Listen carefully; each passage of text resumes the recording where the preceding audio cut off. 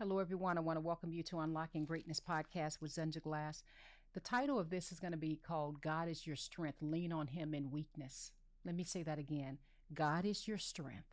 Lean on Him in weakness. And the reason why this topic is so important is because I don't want you to miss out on your harvest. I don't want you to miss out on your harvest time. I've been going live a couple times this past week, and one of the things I've noticed from so many people I've talked to is that so many people have been going through a lot, at times feeling discouraged, and at times feeling like it's not that I don't love God. I stay in prayer, I stay in my Bible, but a number of people have just said, Z, I'm just tired, or I'm just discouraged, or whatever it is that I've been, searching for, trying to have happen in my life. It seemed like it's just slow in coming, and they've been tempted to just stop or to give up. And so it's just been a fire lit inside of me to continue talking about this. So this topic is God is our strength. Lean on Him in weaknesses so we don't mess around and miss out on our harvest. All of that doggone hard work that you've done, you're not about to give that up. Now, it's okay to have moments where we slow down and we rest. You all know that that's important. But I pray to God from this short episode that I do that this encourages you all. I want you all to turn over to Galatians chapter 6 right now.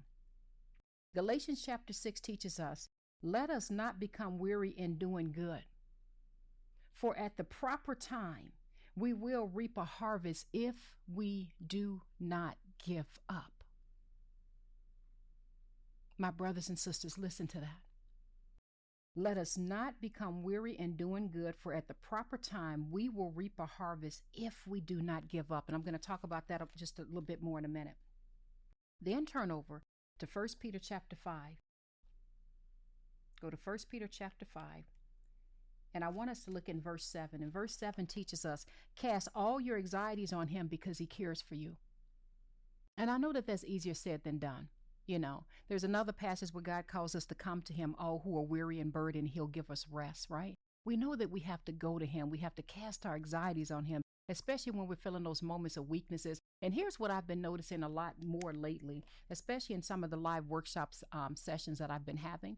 What I've been noticing is that across the board, I would say, and this is not an exaggeration, at least 80% of all of the people that I've been talking to or that have messaged me, or even people that's attended some of the live workshop sessions that I've had, across the board, you know what's being attacked right now more than anything? Self-confidence and self-worth.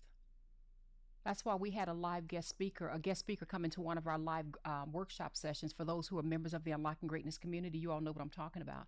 We had a guest speaker, a mindset specialist, literally come in and do an entire lesson or training session, I should say, teaching the members inside of the community about the importance and the dangers in not knowing your self-worth and having that self-confidence, and how that goes into every area of our lives, including our finances, by the way, every area of our lives when we don't know our self-worth. This is why we have to lean on Him, and we have to go to Him, and we have to work on our mindset and all those things when we're tempted and when we're feeling weak and when we're going through those cycles that we're just not certain. There's a story that I mentioned earlier let me get my glasses on because you guys know I need to get these glasses. In Luke chapter 5, I talked about this earlier, so if some of you have already heard this in one of the live workshops, you'll just have to hear it again, but I want to make sure all of my podcast listeners hear this. In Luke chapter 5, I love this story when Jesus was calling the disciples, and now here's what's so unique about it. In Luke chapter 5, let's go in verse 2. This is talking about Jesus. He saw at the water's edge 2 boats left there by the fishermen who were washing their nets. And we have to pause for that for a moment.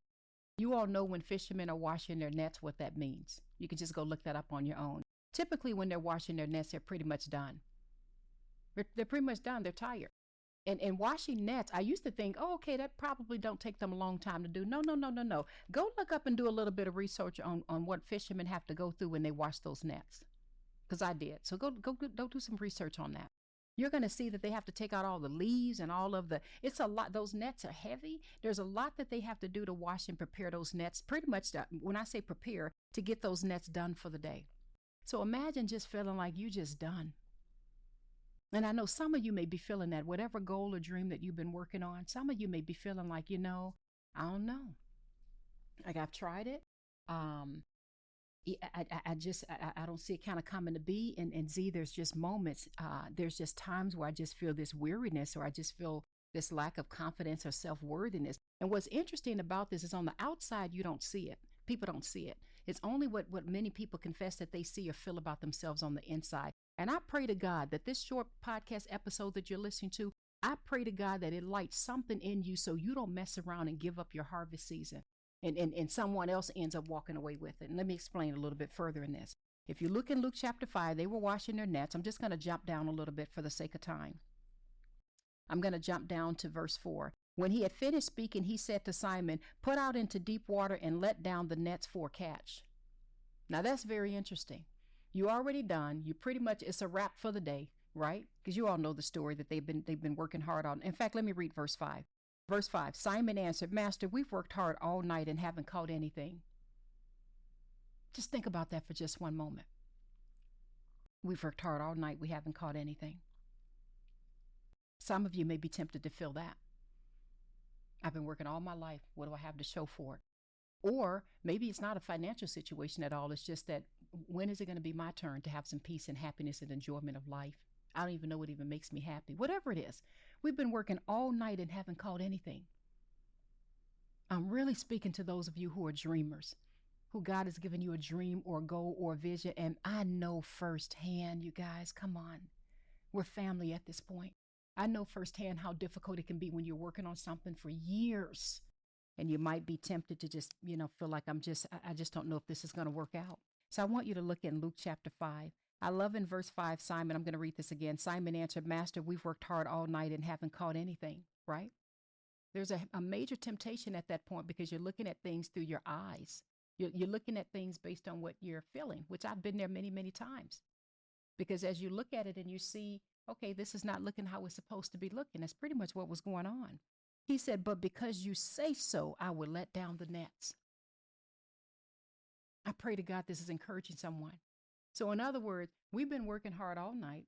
I don't really see anything that's coming from this, right? These are moments when we're in that, moments of weakness, right? But because you say so, God, because you tell me to get out there and do it again, because you tell me to go out in the deeper water, I'm going to do what you're telling me to do. I'm going to step out there and go deeper in the water. And I want you all to realize something. It's not like Jesus was a fisherman. These were professional fishermen who knew what they were doing. And imagine somebody walking up to you and saying, "Go out deeper into water." And there's another translation in one of the Gospels, Matthew, Mark, or it may have been in John, where they were told to cast their nets on the other side. And here in verse 6, it says, "When they had done so, they caught such a large number of fish that their nets began to break." That's my prayer for you all. When you step out there and you do whatever it is that God has called you to do, even when you're feeling tired, and I have to remind myself, this is something I learned from one of the coaches or one of the mentors. And he said, even when you're feeling tired, even when you're feeling down, he says, do not let that be the excuse for not taking any actions at all. He said, clarity comes in movement. And I'm like, wow, that's really good. Clarity comes in movement. So he's like, sometimes you're not going to feel like doing what you need to do, but get the moving and do something that God has instructed or told you to do. So what I love about this is I'm sure they didn't feel like putting those nets back out there. I'm sure they didn't. And I'm sure they didn't feel like going even deeper in the water. But they turned around and despite what they were feeling, they still went ahead and did what God had told them to do. And then it says in verse 6, when they had done so, they caught such a large number of fish that their nets began to break. And then it goes on to talk about when in verse 9, it says they were astonished at the catch of fish they had taken. In fact, they got to a point where they had to get some help. Imagine that, God opening doors and blessing your life in such a way, you barely have room to even contain it because you got to get some help. I talked about the story this week in one of my lives remember that story about the gold rush years when there was a family that went out there and got that patch of land and they had mined and got a little bit of gold. Remember that? I talked about that a while ago. And remember how they stopped just 3 feet shy of that gold and they didn't even realize it? And they ended up selling that land because they devalued the land.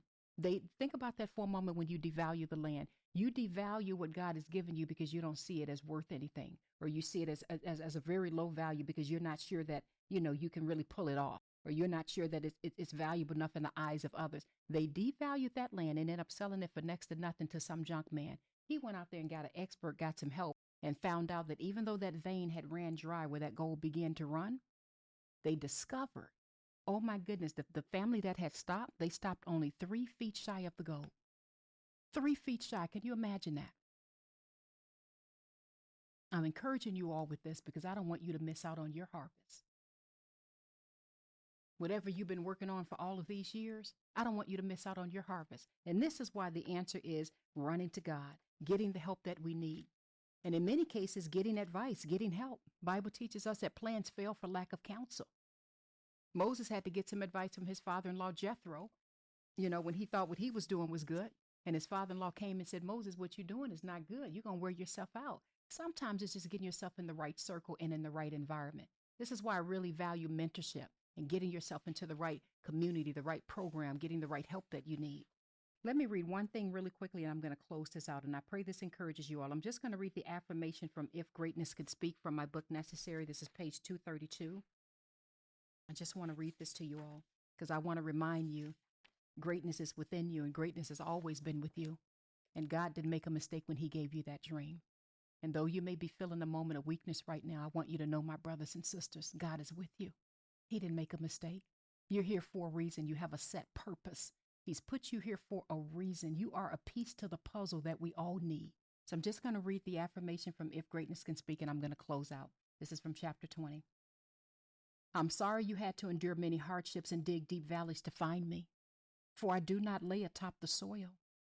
I waited patiently as I watched you search for me in relationships, careers, and affirmations from others. I'm sorry you did not recognize me when you looked in the mirror and doubted yourself, your talents, and your abilities. I'm sorry you did not hear my whispers when you felt powerless. I was there through every setback you experienced, every trial and tribulation, every painful, discouraging moment of your life. And I was there when you didn't believe in yourself. I was always there, waiting for you to discover me. I was there when you felt you couldn't go another day. I was there when everyone you thought you could depend on turned around and walked away. I wrapped myself around you and held you closely on the days you felt the pain was unbearable. I never let you go. I never lost my grip, and I never will. At last you have found me. At last you have discovered I was always within you. Be encouraged, my dear brothers and sisters. I love you all so much. You're listening to Unlocking Greatness Podcast with Zenja Glass.